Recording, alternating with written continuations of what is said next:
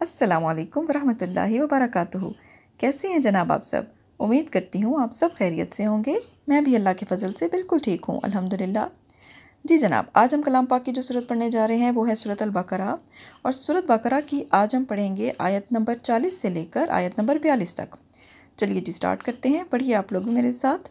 आऊज़ु बिल्लाहि मिनश शैतानिर रजीम, बिस्मिल्लाहिर रहमानिर रहीम।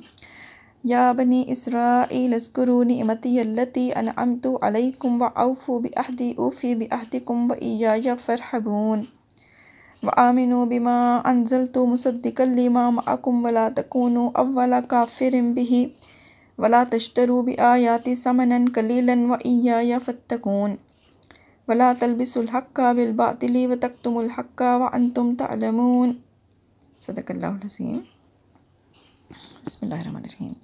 ए आले याकूब, मेरे वो एहसान याद करो जो मैंने तुम पर किए थे, और उस इकरार को पूरा करो जो तुमने मुझसे किया था। मैं उस इकरार को पूरा करूँगा जो मैंने तुमसे किया था, और मुझी से डरते रहो। और जो किताब मैंने अपने रसूल मोहम्मद सल्लल्लाहु अलैहि वसल्लम पर नाजिल की है, जो तुम्हारी किताब तौरात को सच्चा कहती है, उस पर ईमान लाओ और उससे मुनकर अव्वल ना बनो। और मेरी आयतों में तहरीफ़ करके उनके बदले थोड़ी सी कीमत यानी दुनियावी मनफ़ियत ना हासिल करो। और मुझी से खौफ रखो और हक़ को बातिल के साथ ना मिलाओ, और सच्ची बात को जानबूझकर ना छुपाओ। जी जनाब, इन आयात में अल्लाह पाक जो है वो बनी इसराइल से मुखातिब हैं। बनी इसराइल हज़रत मूसा अलैहिस्सलाम की कौम थे, और ये लोग यहूदी हैं। ठीक है जी, अल्लाह पाक उनको अपने एहसानात याद करा रहे हैं। बनी इसराइल वो कौम थी जिस पर अल्लाह पाक ने बेपनाह एहसानात किए थे।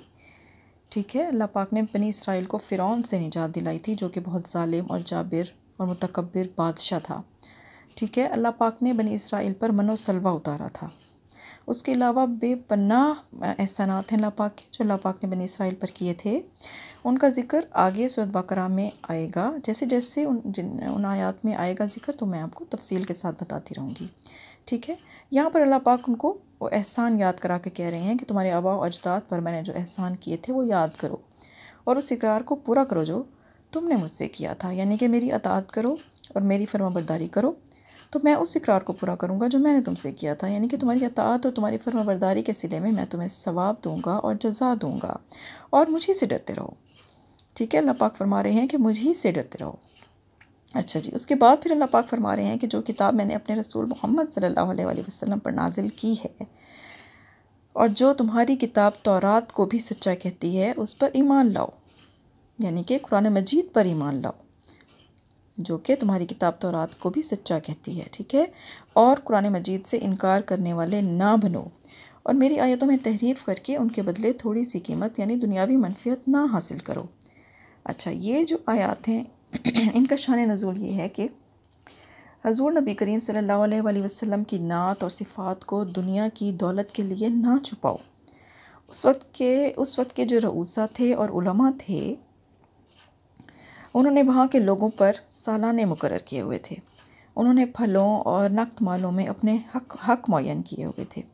ठीक है, अच्छा, उन्हें ये अंदेशा हुआ कि तौरात में जो हज़ूर नबी करीम सल्लल्लाहु अलैहि वसल्लम की सिफ़त और नात है, अगर उसको ज़ाहिर कर देंगे तो कौम हज़ूर पाक सल्लल्लाहु अलैहि वसल्लम पर ईमान ले आएगी, और उनके ये तमाम हक़ जो हैं ये जाते रहेंगे, उनके तमाम मुनाफ़े जो हैं वो ज़ाया हो जाएंगे। इसलिए उन्होंने अपनी किताबों में तग़य्युर किया।